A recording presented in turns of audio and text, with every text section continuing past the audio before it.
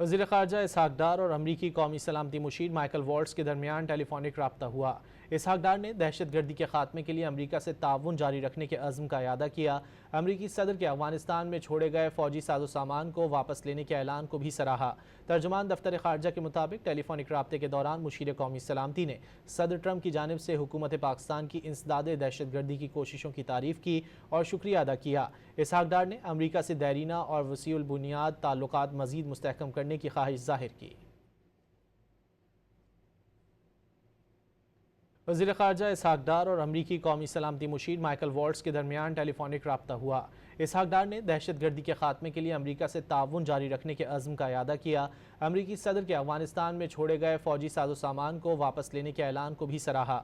ترجمان دفتر خارجہ کے مطابق ٹیلی فونک رابطے کے دوران مشیر قومی سلامتی نے صدر ٹرمپ کی جانب سے حکومت پاکستان کی انسداد دہشت گردی کی کوششوں کی تعریف کی اور شکریہ ادا کیا۔ اسحاق ڈار نے امریکہ سے دیرینہ اور وسیع البنیاد تعلقات مزید مستحکم کرنے کی خواہش ظاہر کی۔